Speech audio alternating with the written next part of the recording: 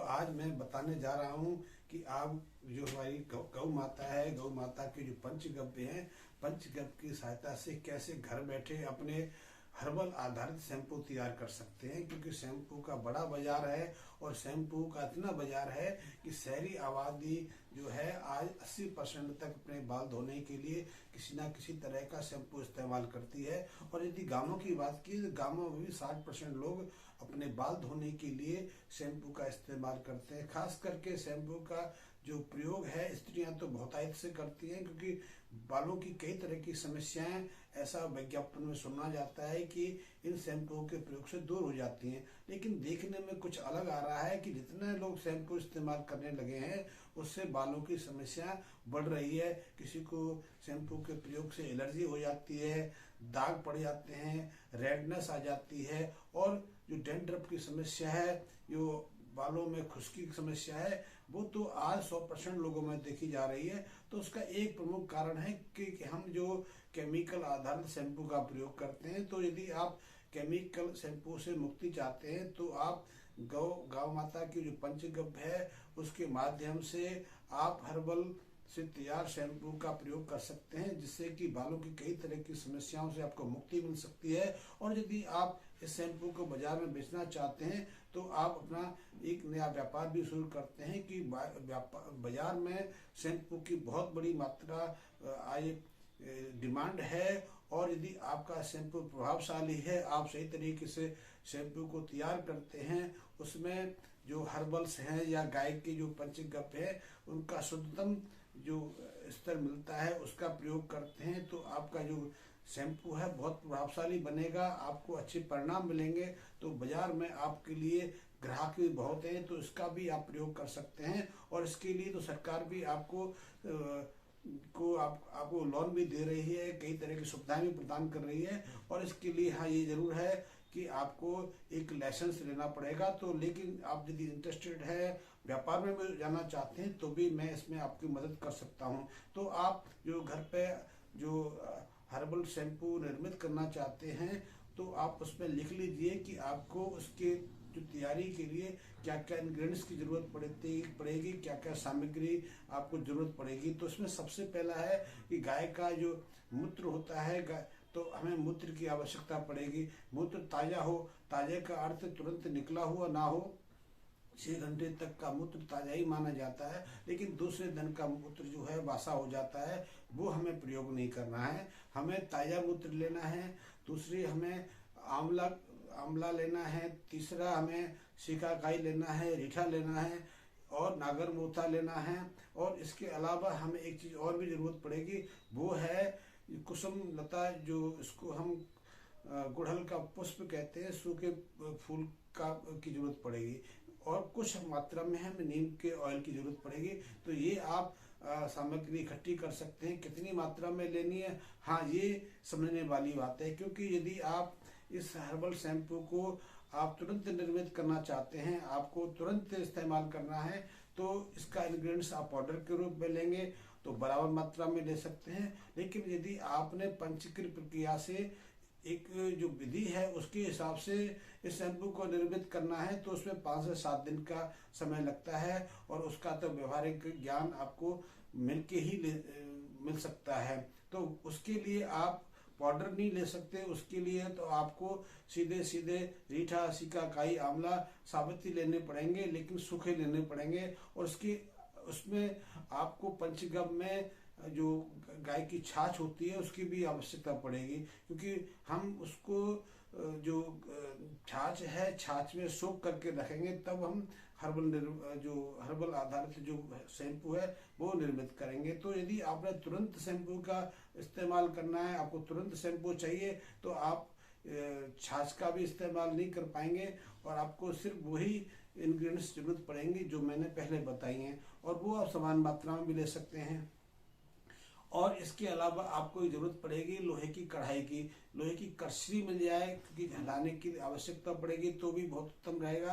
अन्यथा आप लकड़ी की कड़छी का प्रयोग कर सकते हैं। लेकिन उबालने के लिए शैम्पू तैयार करने के लिए आपको लोहे की कढ़ाई की आवश्यकता पड़ेगी। तो आप ये इंग्रेडिएंट्स अपने सुविधा के अनुसार इकट्ठा कर लीजिए। और यदि आपने 1 लीटर गौमूत्र के प्रयोग से ये जो हर शैम्पू तैयार करना है, तो आप 50-60 ग्राम जो भी आपको ये पदार्थ जो जो मैंने बताया जड़ी बूटियाँ मिल जाएं, तो आप 50 से 60 ग्राम की मात्रा में इक्वल क्वांटिटी में ले सकते हैं। इनका पाउडर ले सकते हैं और इसके बाद आप इस हर्बल आधारित जो शैम्पू है उसका निर्माण कर सकते हैं। तो उसके लिए आपको करना क्या है, सबसे पहले तो आपने करना है कि जो गौमूत्र लिया है उसको कढ़ाई में डाल के आप गैस के ऊपर रख दें।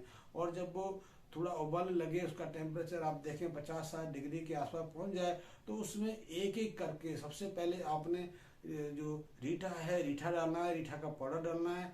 फिर उसमें आपने शिकाकाई का पाउडर डालना है, फिर आंवला डालना है, और उसके बाद आपने नागर मोथा का पाउडर भी उसमें डाल देना है। इसके अलावा आपने जो कुसुम लता के फूल लिए हैं, उस सूखे फूल का पाउडर भी इसमें डाल देना है। और उसके बाद उसको धीरे धीरे चलाना है, ज़्यादा उबलने नहीं देना, ज़्यादा खोले ना, इसका ध्यान रखना है। लेकिन 60-70 डिग्री के आसपास ये गर्म होता रहे, और इसको जितनी देर तक आप उबाल सकते हैं, गर्म कर सकते हैं, वो उतना महत्वपूर्ण है। फिर भी आपको 40 मिनट से लेकर 60 मिनट तक तो इसको खोलाना ही है, गर्म करना ही है। जब ये गर्म हो जाए, जब गाढ़ा होने लगे, तो आप नीचे उतार लीजिए। और उसके जब ठंडा हो जाए, तो उसमें आपने जो नीम का तेल लिया है उस तेल को प्रयोग कर सकते हैं। तो अब आपका हर्बल जो शैम्पू है निर्मित तैयार हो गया है। आप ठंडा हो जाए तो छान के किसी बोतल में बंद करके रख सकते हैं, किसी जार में रख सकते हैं, जिसमें ये जो शैम्पू है हवा के संपर्क में नहीं आए। आप इस शैम्पू का प्रयोग 1 महीने से लेके 1 साल तक का उपयोग में ला सकते हैं।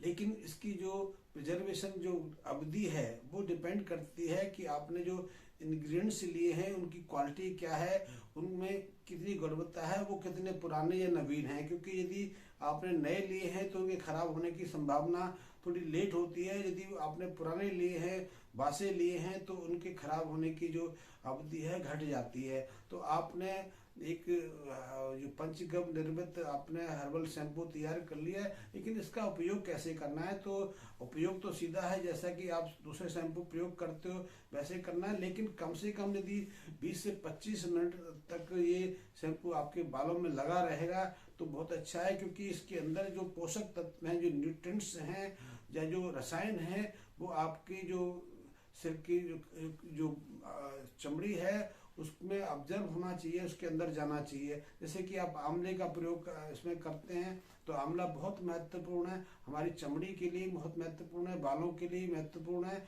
और स्कर्वी रोग के में तो इसका बहुत उपयोग है। क्योंकि जो हमारे जो डाइटिशियन है बताते हैं कि इसमें विटामिन सी की बहुत मात्रा रहती है, बहुत उपयोगिता रहती है। और विटामिन सी तो जो संतरा है, संतरा के मुकाबले इसमें कई गुना ज़्यादा है, अमरूद के मुकाबले भी ज़्यादा है। विटामिन सी का ये सर्वोत्तम स्रोत है आंवला। और आंवला जब आपकी स्किन को मिलेगा तो स्किन की जो जो मृत या निष्क्रिय कोशिका हैं उनमें दोबारा से जीवन आएगा, वो जिंदा होंगे, और इससे जो बाल पैदा करने वाले फॉलिकल्स हैं वो दोबारा से काम करने पाएंगे। तो यदि बाल गिर रहे हैं, झड़ रहे हैं, या आपको डैंड्रफ की समस्या है, तो आंवला आपकी बहुत मदद कर सकता है। इसी तरह जो सिकाकाई का प्रयोग हम करते हैं, तो सिकाकाई में तो ऐसा गुण है कि जो बालों को शाइनिंग देता है, बालों को मुलायम बनाता है, और उसकी जो कालिमा है जो हम तो बालों को भमरे जैसा काला बना देता है। तो ये बहुत महत्वपूर्ण हो जाता है। तीसरा जो हम इसमें प्रयोग करते हैं रीठा का तो प्रयोग आप समझते हो, सर्दियों से हम झाग पैदा करने के लिए या जो बालों को धोने के लिए भी तो करते हैं। लेकिन सुनार के लोग हैं वो भी सोने के आभूषण साफ करने के लिए, या मंदिरों में भगवान की जो मुकुट वगैरह होते हैं, जो सोने चांदी के पात्र होते हैं, उनको साफ करने के लिए रीठा का प्रयोग करते हैं। क्योंकि रीठा से इतने झाग पैदा होते हैं कि उनसे जो आपके स्वर्ण आभूषण हैं या चांदी के जो आभूषण हैं उनमें शाइनिंग आ जाती है, चमक आ जाती है। तो इसी तरह जब हम रीठा का प्रयोग बालों को धोने के करते हैं, शैम्पू के रूप में उसका इस्तेमाल बालों में लगाते हैं, तो बालों में न केवल झाग पैदा होते हैं बल्कि इसके बाद बाल मुलायम भी हो जाते हैं, उनकी शाइनिंग बढ़ जाती है, और उनके अंदर जो बालों के जड़ों में जो मिट्टी घटा या कोई ऐसी चीज रहती है वो भी अच्छे से साफ हो जाता है। डैंड्रफ की समस्या भी इससे समाप्त हो जाती है। तीसरा अब रह जाता है कि जो हम नागर मोथा डालते हैं तो नागर मोथा में तो एंटी बैक्टीरियल एंटी फंगस गुण रहते हैं, तो ये भी आपके लिए बहुत महत्वपूर्ण है, क्योंकि फंगस के कारण ही आपके सिर में डैंड्रफ होता है, या बालों की जड़ों में जब न्यूट्रिएंट्स की कमी हो जाती है तो बाल झड़ने लगते हैं, बाल कमजोर पड़ जाते हैं, या बाल दोहरे हो जाते हैं, तो बालों की कई तरह की समस्याएं पैदा होती हैं। तो नागर मोथा आपको मदद करता है। नागर मोथा के प्रभाव से आपके बालों की जड़ों में रक्त का संचार बढ़ता है, तो इससे नियमित यदि इस्तेमाल करते हैं शैम्पू को तो बाल मजबूत होते हैं, क्योंकि जड़ों में खून बहुत पर्याप्त मात्रा में पहुंचता है, और जड़ जब मजबूत होंगी तो निश्चित है कि बाल टूटने झड़ने तो रुकेंगे, नए सिरे से बाल निकल सकते हैं। इसके अलावा जो कुसुम लता का प्रयोग है, कुसुम लता का प्रयोग भी बालों को सुंदर बनाने के लिए, बालों को धोने के लिए, बालों को रंगने के लिए भी होता है। मैंने जैसे कि पहले अपने एक वीडियो में डाला था कि आप बालों को रंगने की डाई कैसे बना सकते हैं, तो मैं उसमें भी मैंने आपको ये कुसुम लता का प्रयोग बताया था। तो कुसुम लता में तो बालों को काला करने के लिए, या यदि बाल अभी काले सफेद पड़ने लगे हैं तो उनको रोकने की अद्भुत क्षमता रहती है, क्योंकि इसमें भी कई तरह के ऐसे रसायन, ऐसे केमिकल हैं जो बालों को एक बहुत अच्छा प्रभाव पैदा देते हैं, कई तरह के न्यूट्रिएंट्स सप्लाई करते हैं, जिससे बाल जड़ों से मजबूत भी होते हैं और बालों का झड़ना रुकना भी टूटता है। डैंड्रफ की समस्या के लिए तो ये जो मैंने पंचगव्य निर्मित जो शैम्पू बताया है बहुत ही महत्वपूर्ण है, क्योंकि गाय के मूत्र में तो वैसे ही एंटी बैक्टीरियल, एंटी फंगस तरह के कई ऐसे गुण हैं जो डैंड्रफ की समस्या से स्वतः मुक्ति दिला देता है। दूसरा, यदि आप नियमित रूप से इस शैम्पू का प्रयोग करते हैं तो बालों की जड़ों में रक्त का संचार बढ़ने लगता है, और यहाँ तक कि बालों की जड़ों में ऑक्सीजन की मात्रा बढ़ जाती है, इसलिए बाल झड़ने टूटने रुक जाते हैं। आप देखेंगे कि शैम्पू का जब एक हफ्ते में 2 बार आप प्रयोग करेंगे तो पहले हफ्ते में ही आपको जो बालों की गुणवत्ता है उसमें परिवर्तन महसूस होगा। आपके बाल यदि सूखे रहते हैं तो वो मुलायम होने लग जाएंगे। यदि आपके बाल झड़ते हैं, आप बालों को झड़ने की समस्या से पीड़ित हैं, या आपके बालों में डैंड्रफ झड़ता है, तो डैंड्रफ की समस्या भी लगभग 1 महीने तक ये शैम्पू प्रयोग करने से दूर होने लग जाती है। बाल बिल्कुल मुलायम और बहुत सुंदर हो जाते हैं। इसी तरह यदि आपके बाल झड़ रहे हैं तो शैम्पू के प्रयोग से करीब 1 महीने के बाद आप देखेंगे कि बालों का झड़ना कम से कम आधा रुक जाता है, और यदि निरंतर इसका प्रयोग करेंगे तो बालों की जो सामान्य अवस्था है पुनः लौट आती है। इसी तरह यदि आप इसके जो मैंने हर्बल आधारित जो शैम्पू बताया है, यदि आप इसमें पंचगव्य के महत्व बढ़ाना चाहते हैं, पंच तत्व का जो हिस्सा बढ़ाना चाहते हो, तो उसको निर्मित होने में 1 हफ्ते का समय लग जाता है। उसकी अलग प्रक्रिया है, उस प्रक्रिया को भी मेरे से आप सीख सकते हैं, जान सकते हैं, और उसको भी आप बाजार में बेच सकते हैं। मैंने ये बताया कि आप इस हर्बल शैम्पू के लिए कुछ ज़्यादा आपको समय व्यतीत करने की जरूरत नहीं है, ज़्यादा इस पर खर्चा भी नहीं है। ये सारी चीज़ें सहजता से आपको आसपास के बाजार में किसी पंसारी के पास से मिल जाती हैं, तो आप वहाँ से लेकर इस हर्बल शैम्पू का प्रयोग कर सकते हैं। और इस हर्बल शैम्पू का जो मैंने बताया, इसका प्रयोग करके मुझे अवश्य बताएं कि आपको इससे क्या लाभ मिला, या आप पे इसका क्या प्रभाव हुआ, क्योंकि ये मेरे द्वारा खोजा नहीं, ये सदियों से प्रयोग किए जाने वाला हर्बल शैम्पू रहा है। इसके बहुत सारे गुण लोगों ने देखे हैं, और जब हम पूरी तरह इसको पंचगव्य से निर्मित कर लेते हैं तो उसकी गुणवत्ता बढ़ जाती है। हमें तो गुणवत्ता बढ़ानी है। आप इसका व्यापारिक प्रयोग भी कर सकते हैं, और व्यापारिक प्रयोग की जानकारी मुझसे ले सकते हैं। और मैं अगले वीडियो में आपको जो दोबारा से एक वीडियो डालूंगा जिसमें मैं बताऊंगा कि आप बालों को रंगने के लिए डाई प्रयोग करते हैं, वो रसायन आधारित डाई की जगह आप यदि पंचगव्य निर्मित डाई का प्रयोग करेंगे तो वो आपके लिए बहुत उपयोगी है, क्योंकि जो बाजार में इतनी भी डाई या शैम्पू उपलब्ध हैं उनमें बहुत तरह के रसायन रहते हैं। कुछ कंपनियां जरूरी हर्बल शैम्पू बेचती हैं, लेकिन उन कंपनियों के शैम्पू में भी जो हर्बल डालते हैं वो हर्बल नहीं होके हर्बल से निकाला एक्सट्रैक्ट होता है, जो खुद भी नुकसानदायक है, क्योंकि वो भी केमिकल आधारित होता है। इसीलिए ज़्यादातर लोग जो ये शैम्पू प्रयोग करते हैं उनको बालों की कोई ना कोई समस्या रहती है। तो मैं अगले वीडियो में बताऊंगा कि आप बालों को रंगने के लिए जो केमिकल बेस्ड डाई प्रयोग करते हैं उससे आप कैसे बच सकते हैं, क्योंकि उसमें भी हमारी गौ माता बहुत हमारी सहायता कर सकती है। और कई ऐसी जड़ी बूटियां हैं जिनका हम सदियों से प्रयोग करते हैं, तो उनके प्रयोग से गौ माता का जो पंचगव्य है इनके सहायता से हम ऐसी डाई बना सकते हैं जो हमारे लिए बहुत उपयोगी हो, और हम बाजार में बेच भी सकते हैं, क्योंकि बाजार भी हमारे पास उपलब्ध है। क्योंकि बाजार में जितने भी प्रोडक्ट आज उपलब्ध हैं वो कोई ना कोई हानि करते हैं, उनके कोई ना कोई साइड इफेक्ट्स हैं। तो ये हम यदि साइड इफेक्ट से खुद को बचाना है, परिवार को बचाना है, समाज को बचाना है, तो निश्चित ही हमें पुनः प्राकृतिक वस्तु पर आना ही पड़ेगा। प्राकृतिक जो प्रक्रिया है उनको अपनाना ही पड़ेगा। धन्यवाद।